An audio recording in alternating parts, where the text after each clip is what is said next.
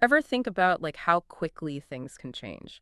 Like 1 second you're stuck in traffic, bored out of your mind, and the next you're questioning everything you thought you knew about reality. Yeah, wild, right? That's pretty much what happened to this police officer, Lonnie Zamora, down in Socorro, New Mexico, back in '64. Get ready for this, it's a good one. Oh, this one's a classic. The Lonnie Zamora incident. It's one of those cases that just, I don't know, it sticks with you. You've got a trained law enforcement officer, someone whose whole job is to observe and report accurately, and he's claiming he saw a full-on UFO, you know. And not just that, but like little beings hanging around it too.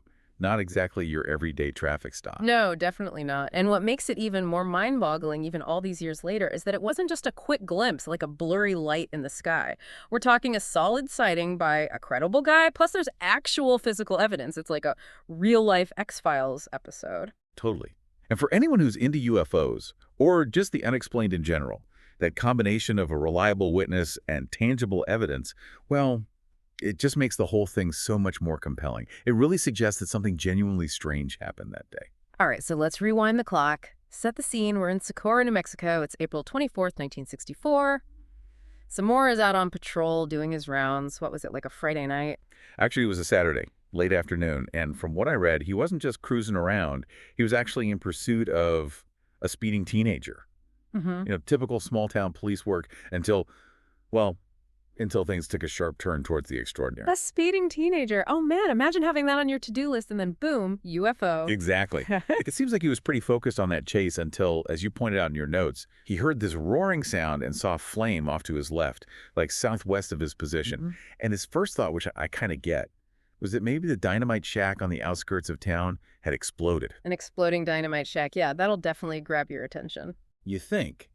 So Zamora, being the dutiful officer that he was, starts heading towards what he thinks is this explosion.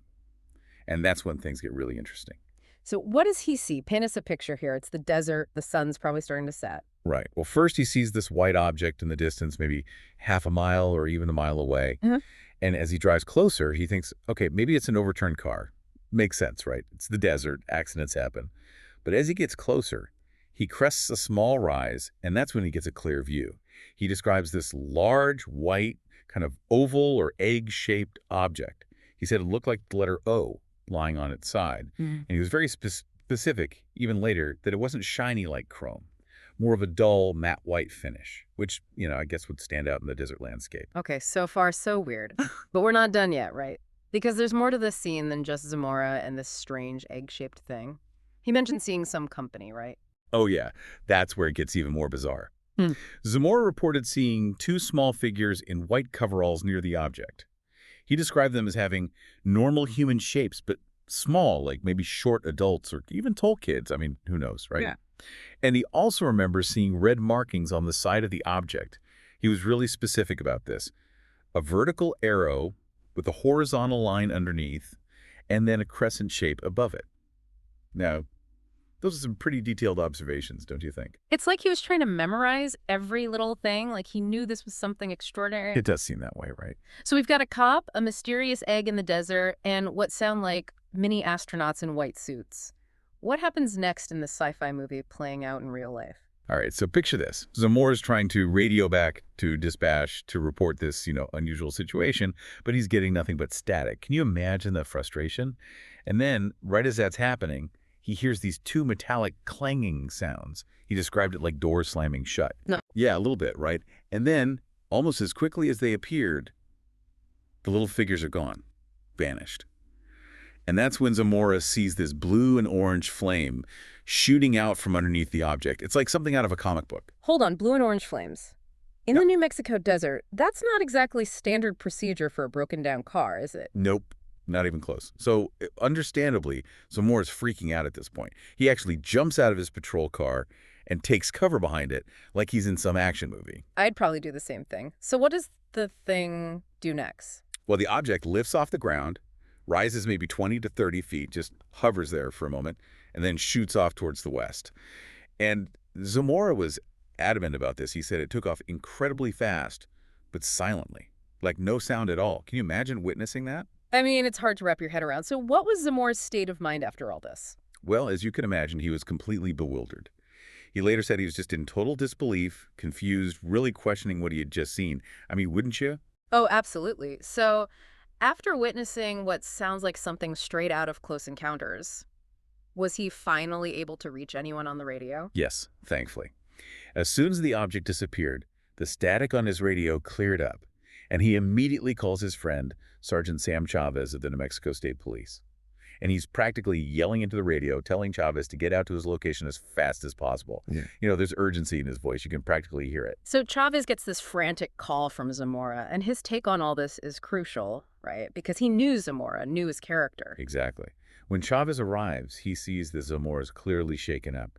He's excited, probably scared, but Chavez emphasizes over and over that Zamora was a super dependable, honest guy, not the type to make stuff up or exaggerate. And that matters a lot because it adds weight to Zamora's story. Okay, so Chavez arrives at the scene, and they start investigating. What do they actually find on the ground? Any hard proof of this otherworldly visit? Well, the first thing they notice is what look like landing marks.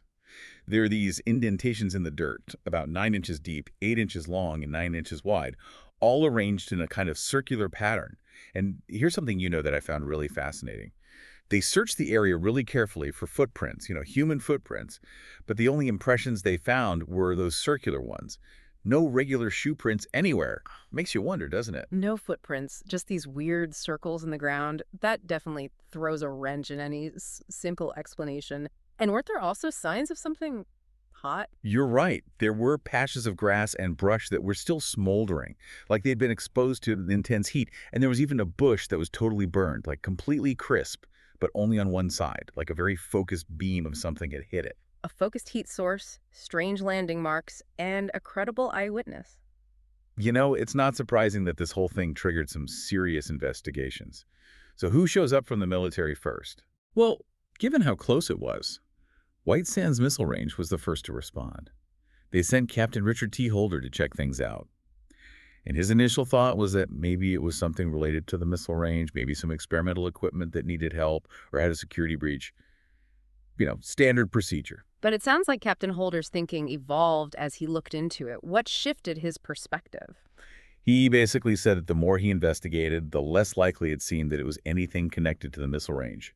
He even went on record to say that everything they found at the site supported Zamora's story. And here's the kicker. He also said there was absolutely zero indication that Zamora was playing a hoax or trying to get famous. And that statement, come from a military guy, well, carries a lot of weight. It does. But of course, the Air Force had their own official UFO investigation team back then, Project Blue Book. What was their official take on all of this? Project Blue Book, they officially concluded that Zamora had seen some kind of structured object.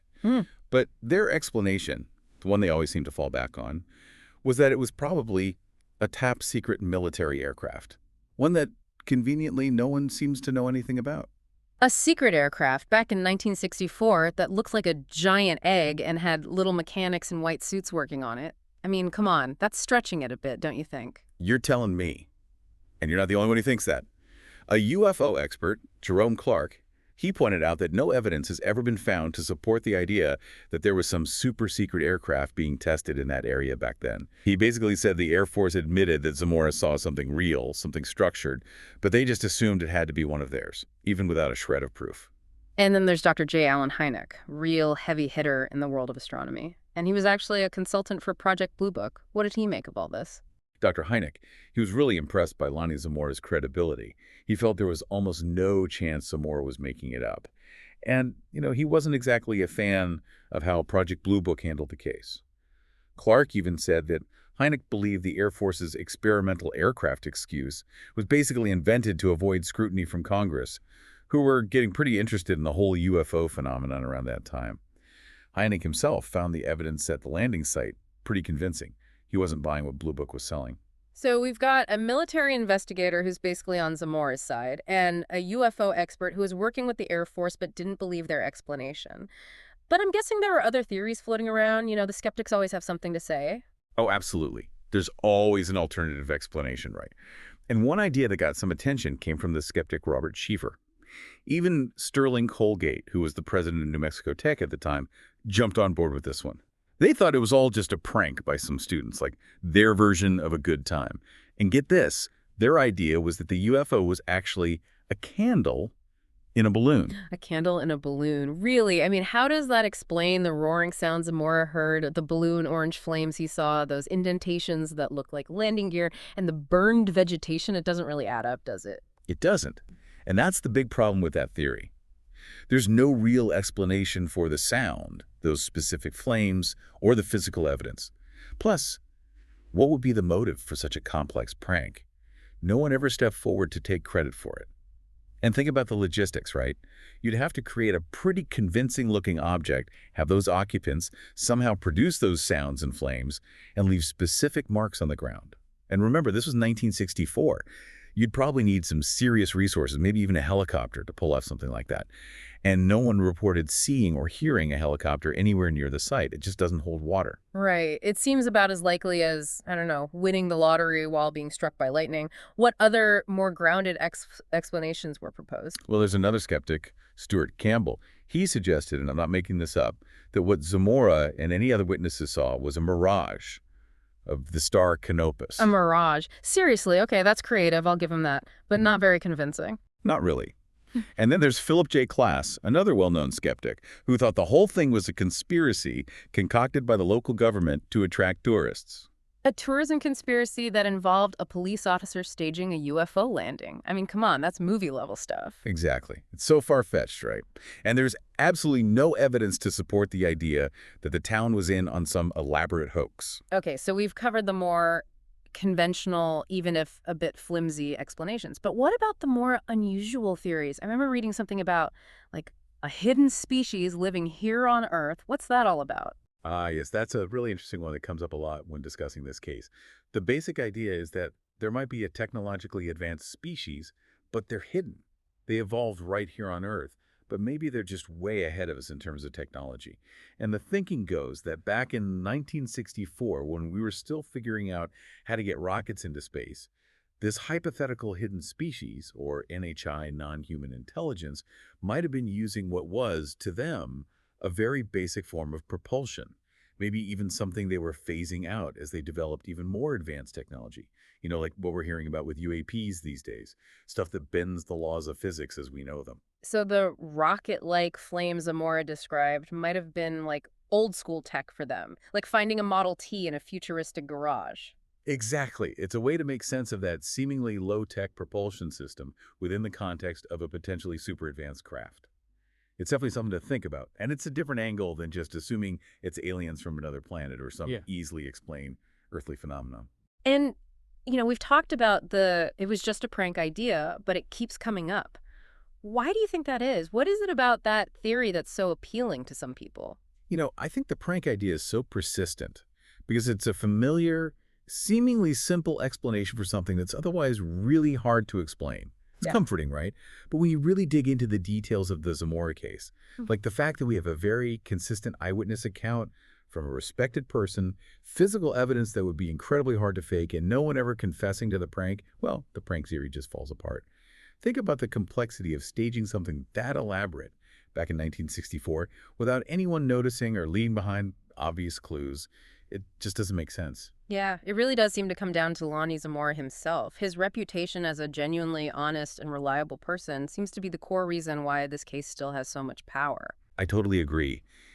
Everyone who knew Zamora described him as straightforward, dependable, and truthful. He didn't try to cash in on his experience or seek fame. He just reported what he saw, and then he went back to his life. And that lack of sensationalism, it makes his story all the more believable. And even Project Blue Book, you know, the Air Force's official UFO investigation, despite all their efforts to debunk it, they ended up classifying the Zamora case as unidentified. That's pretty significant, right? They didn't just dismiss it. Absolutely. Project Blue Book was all about finding earthly explanations for UFO reports. But when they couldn't come up with a good one, they had to admit defeat. The fact that they labeled this case unknown really shows just how strange and unexplained this event was, even to them. And it wasn't just Zamora who might have seen something out of the ordinary that day, right? Weren't there other people who reported seeing things? You're right. There were reports from 5 tourists who said they saw an egg-shaped object flying around the same time Zamora had his encounter. And there's even mention of a gas station attendant who might have called the police before Zamora did, reporting something weird in the sky. So while their accounts aren't as detailed as Zamora's, they add to the idea that something really strange was happening in Socorro that day. It's like pieces of a puzzle, right? All these separate sightings that, when you put them together, paint a picture of something truly unusual. Exactly. And it makes you wonder how many other sightings go unreported or dismissed because people are afraid to speak up. So here we are, more than half a century later, and we still don't have a definitive answer to the question of what Lonnie Zamora saw that day. All the investigations, all the theories, it's still a genuine mystery. It is, and that mystery has left its mark. The spot where Zamora saw the object, it's actually become kind of a local landmark. They've put in walkways, and there's even a mural commemorating the event. It's like they've embraced the mystery, even if it still has people scratching their heads. That's kind of awesome, actually, embracing the unknown. And I even read somewhere that the CIA has, like, officially acknowledged the Zamora incident as a real, legitimate UFO case. And the CIA, they're not exactly known for being open-minded about these things. Yeah, that's a pretty big deal. It suggests that even within intelligence circles, the Zamora case is considered a genuine head-scratcher. So let's bring it all home. We've got a well-respected police officer who sees something incredible, a white egg-shaped object, figures nearby, a roaring flame, and those marks on the ground that seem to back up his story. And despite all the investigations, all the explanations, no one's been able to definitively say what Lonnie Zamora encountered that day in the New Mexico desert. Was it some kind of advanced but now forgotten technology? Was it something truly unknown, something not from this planet? Or was it, as some people insist, a perfectly executed prank that's remained a secret for over 60 years? It makes you think, doesn't it? It really does. And it makes you ask some even bigger questions. Why does this particular case, out of all the UFO cases out there, continue to fascinate us so much? What is it about the Lonnie Zamora incident that captures our imagination and refuses to be explained away? What kind of evidence would it take to finally understand what happened that day? It makes you wonder what else is out there, hidden in plain sight, just waiting to be discovered, doesn't it? I think that's a great place to leave it. Thanks for joining us for this deep dive into the Lonnie Zamora incident. If you enjoyed this episode, be sure to follow us so you don't miss out on future explorations into the unexplained. And until next time, keep looking up. And keep those minds open. You never know what's out there. That's right. We'll see you on the next deep dive. See you then. And thanks for listening. Thanks, everyone.